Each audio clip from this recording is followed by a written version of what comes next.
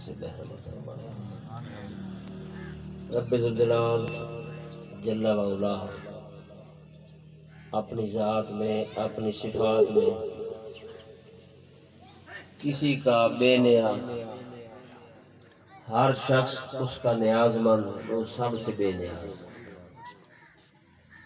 اللہ تعالیٰ کی تمام صفتیں اس کی ذات کے ساتھ متصف ہے، ملی ہوئی ہیں۔ ہر صفت رب ذوالجلال کی اعلیٰ سے اعلیٰ اور ہمیشہ کے لیے ہے۔ نبی کریم رؤوف رحیم علیہ الصلوۃ والتسلیم رب ذوالجلال کی عطا سے کسی کو کمال ملا ہے، کسی کو جمال ملا ہے، بلندی ملی ہے، مرتبہ ملا ہے، تو وہ اللہ تعالیٰ کی عطا سے ملا ہے۔ سبحان اللہ۔ کسی کا اپنا ذاتی مرتبہ مقام نہیں، یہ رب ذوالجلال کی عطا ہے۔ جسے چاہے جتنا بلند مقام عطا کر دے اور جسے چاہے ذلت کے گڑھے میں پھینک دے۔ رب ذوالجلال جبار بھی ہے، قہار بھی ہے، کریم بھی ہے اور رحیم بھی ہے۔ چاہے تو ایک سجدہ قبول کر لے، اس کی بخشش کا سبب بن جائے، اور چاہے تو ساری زندگی کے سجدے مردود ہو جائیں، رد ہو جائیں۔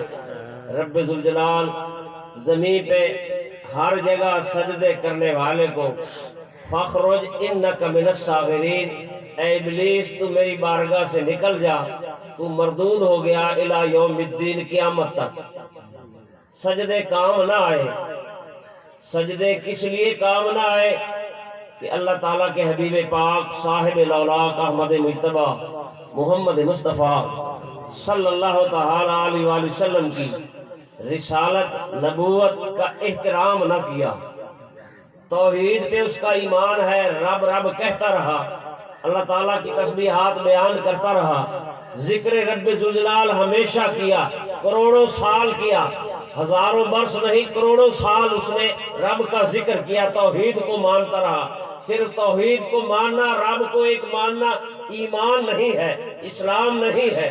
جب تک ذات مصطفیٰ صلی اللہ علیہ وسلم کا کلمہ طیبہ نہ پڑھ لیا جائے، جب تک کسی نبی اور رسول نے حضور صلی اللہ علیہ وسلم کی رسالت اور نبوت کا اقرار نہیں کیا، رب ذوالجلال نے ایمان کی دولت عطا نہیں کی۔ جب انہوں نے اقرار کر لیا تو رب ذوالجلال نے انہیں نبوت بھی عطا کر دی، رسالت بھی عطا کر دی۔ کسی کو کوئی مرتبہ مل رہا ہے، مخلوق میں رب ذوالجلال کی نعمتیں تقسیم ہو رہی ہے، رب ذوالجلال کا دن رات شب و روز، ہر وقت، ہر لمحہ، ہر ساعت اس کا کرم ہی کرم ہے، تو وہ کسی کے صدقے ہے۔ ہماری ریاضت، عبادت، سجدوں کی وجہ سے رب کرم نہیں فرماتا، کرم ہو رہا ہے، نعمتیں مل رہی ہے۔ رب ذوالجلال کا کوئی ذکر کرے نہ کرے، رب ذوالجلال اس ذات کے صدقے کسی کا رزق بند نہیں کرتا۔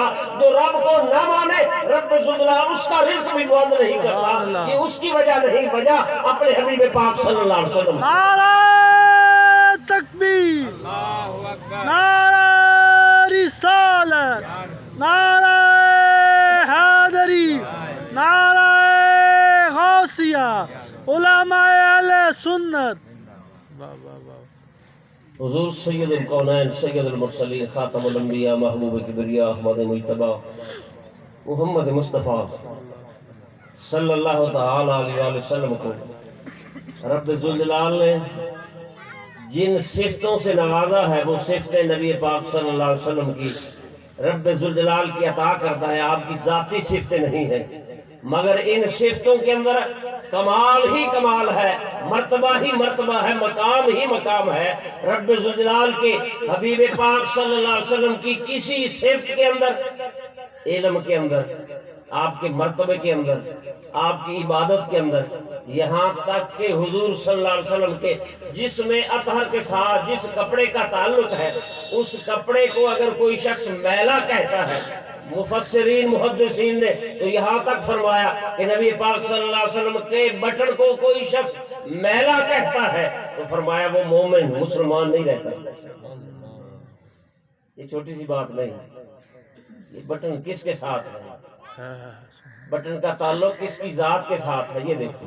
واہ واہ واہ، سبحان حضور نبی اکرم سید عالم نور مجسم احمد مجتبی محمد مصطفیٰ صلی اللہ تعالی علیہ وآلہ وسلم حضرت انس بن مالک رضی اللہ تعالی نبی پاک صلی اللہ علیہ وسلم کے صحابی ہیں۔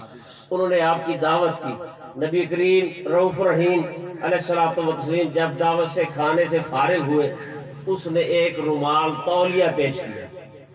صحابی رسول علیہ الصلوۃ والسلام نے نبی پاک صلی اللہ علیہ وسلم کی بارگاہ میں ایک تولیہ پیش کیا۔ حضور صلی اللہ علیہ وسلم نے اپنے دست مبارک، اپنے ہاتھ مبارک اس تولیے سے پونچھ لیے، صاف کر لیے۔ اب صحابی رسول صلی اللہ علیہ وسلم کا عقیدہ کیا ہے، ان کا ایمان ایقان کیا ہے؟ نبی کریم علیہ الصلوۃ والتسلیم نے اپنے دست رحمت، اپنے رحمت والے ہاتھ اس کپڑے کے ساتھ مس کیے۔ کچھ سیکنڈ گزرے ہوں گے، نبی پاک صلی اللہ علیہ وسلم کے جسم سے وہ کپڑا علیحدہ ہو گیا۔ اب حضرت انس بن مالک رضی اللہ تعالی عنہ ارشاد فرماتے ہیں، جب یہ کپڑا تولیہ رومال میلا ہو جاتا ہے، ہم اسے پانی سے نہیں دھوتے، ہم اسے آگ میں ڈال دیتے ہیں۔ سبحان اللہ، آگ میں یہ کپڑا جلتا نہیں ہے۔ جب باہر نکالتے ہیں یہ کپڑا صاف ستھرا ہوتا ہے، میلا نہیں ہوتا۔ اور جس کپڑے کے ساتھ ایک لحظہ کے لیے، چند سیکنڈوں کے لیے نبی پاک صلی اللہ علیہ وسلم کے جسم اطہر کا کمال، آپ کا جمال، آپ کے انوارات اس کپڑے کے اندر جذب ہوئے، وہ کپڑا آگ میں نہیں جلتا۔ اور ان کی شان کیا ہے، جن کے مزار، جن کے جسم حضور صلی اللہ علیہ وسلم کے ساتھ، جنہوں نے اپنے کندھوں پہ سیدنا صدیق اکبر، عتیق اطہر، سید المتقین، خلیفۃ المسلمین، امیر المومنین، اصدق الصادقین، اشجع الاشجعین رضی اللہ تعالیٰ عنہ، ہجرت کی رات نبی پاک صلی اللہ علیہ وسلم نے، حضور صلی اللہ علیہ وسلم نے چنا ہے، اپنا رفیق غار، اپنا ساتھی چنا ہے، تو سیدنا صدیق اکبر رضی اللہ تعالیٰ عنہ کو ارشاد فرمایا، اے صدیق آج کی رات تو میرا ساتھی ہے۔ رب ذوالجلال نے ہجرت کا حکم فرما دیا ہے۔ سیدنا صدیق اکبر رضی اللہ تعالیٰ عنہ کے ایمان کا، ان کے ایقان کا، ان کے اسلام کا رب ذوالجلال نے مرتبہ کتنا بلند کیا ہے۔ یا رسول اللہ علیہ السلام، میں کبھی آپ کے دائیں چلتا ہوں، کبھی بائیں چلتا ہوں، کبھی آگے کبھی پیچھے۔ نبی پاک صلی اللہ علیہ وسلم نے ارشاد فرمایا، اے صدیق اکبر یہ کیا وجہ ہے؟ جانتے ہیں حضور صلی اللہ علیہ وسلم کو پتا ہے میرے یار غار کس لیے دائیں بائیں آگے پیچھے چلتے ہیں۔ عرض کی، یا رسول اللہ علیہ السلام، صدیق اکبر کی جان آپ پہ قربان، ایمان آپ کے صدقے ملا ہے۔ یا رسول اللہ علیہ السلام، آگے اس لیے چلتا ہوں کوئی حملہ کرے تو وہ صدیق اکبر کے سینے پہ کرے، دائیں اس لیے چلتا ہوں جو دائیں طرف آپ پہ حملہ کرنا چاہے صدیق اکبر کا جسم حاضر۔ نعرہ تکبیر، نعرہ رسالت، نعرہ حیدری، شان صحابہ، شان صدیق اکبر۔ حضور سرور کون و مکان سید المرسلین خاتم الانبیاء حضور محمد مصطفیٰ صلی اللہ علیہ وسلم کو وہ واحد ہستی ہے جن کے قدم رکھنے سے پہاڑ لرز جائیں، پہاڑ کانپ جائیں۔ حضور صلی اللہ علیہ وسلم احد پہاڑ پہ جلوہ گر ہوئے، قدم مبارک رکھا، احد پہاڑ 10 میل کے اندر۔ حضور صلی اللہ علیہ وسلم نے اپنے رحمت والا قدم رکھا، پہاڑ لرزنے لگ گیا، کانپنے لگ گیا۔ ارشاد فرمایا اس کو، یا احد، اے احد ٹھہر جا، رک جا، اپنی حرکت بند کر لی، تجھ پہ ایک نبی، ایک صدیق، ایک فاروق اعظم شہید، ایک عثمان غنی شہید۔ دوسری مرتبہ جب پھر قدم رکھا تو پیچھے مولا کائنات رضی اللہ تعالیٰ فرمایا وہ بھی شہید ہے، وہ تو بھی زندہ ہے۔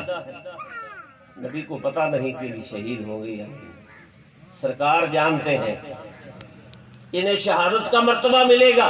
سرور کون و مکان سید المرسلین خاتم الانبیاء محبوب کبریا احمد مجتبی محمد مصطفیٰ صلی اللہ تعالی علیہ وآلہ وسلم کو ایک واحد ہستی ہے جنہوں نے اپنے کندھوں پہ بار نبوت اٹھایا، کائنات کی ہر شے نبی پاک صلی اللہ علیہ وسلم ارشاد فرماتے ہیں رب ذوالجلال نے ترازو کے ایک پلڑے میں مجھے رکھا، پوری کائنات کو دوسرے پلڑے میں رکھا، میرا وزن رب ذوالجلال نے پوری کائنات سے بڑھا دیا، زیادہ کر دیا۔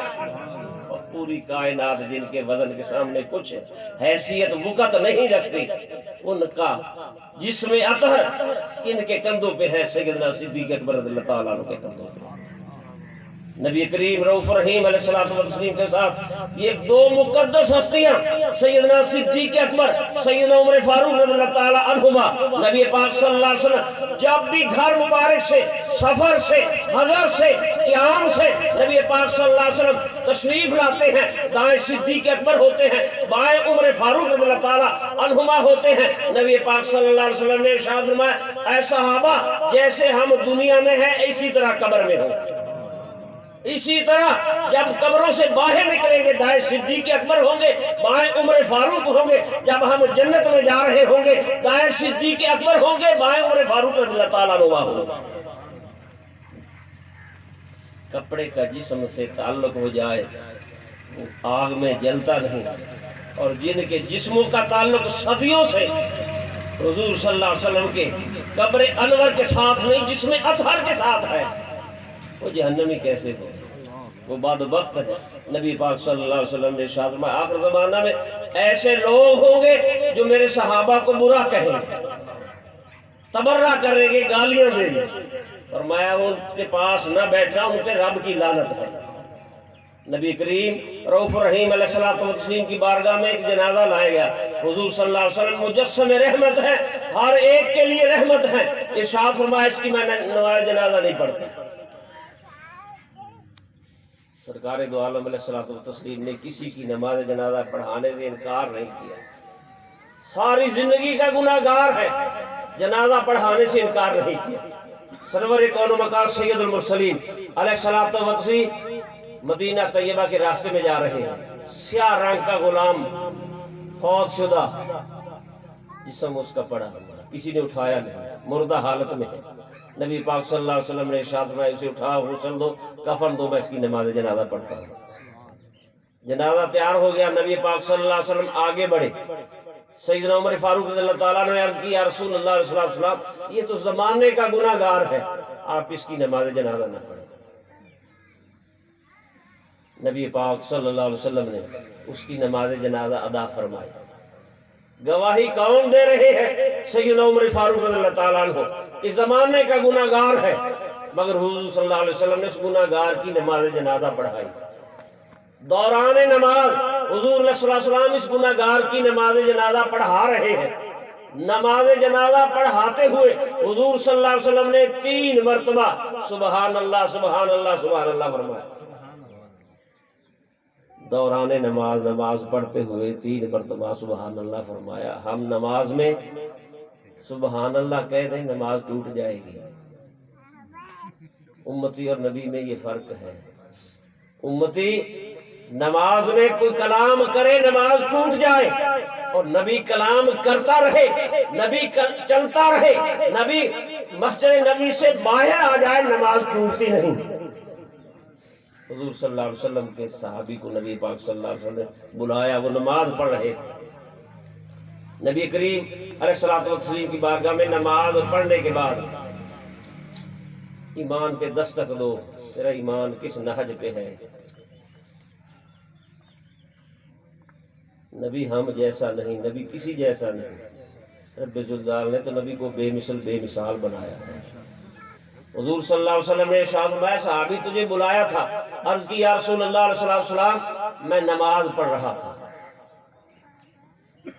نبی پاک صلی اللہ علیہ وسلم نے ابھی کوئی ارشاد نہیں فرمایا، اللہ تعالیٰ نے جبریل امین کو بھیج دیا، اے جبریل میرے محبوب کے غلاموں کو ان کے آداب بتا دو کہ حضور صلی اللہ علیہ وسلم کی بارگاہ کا ادب احترام کیا ہے۔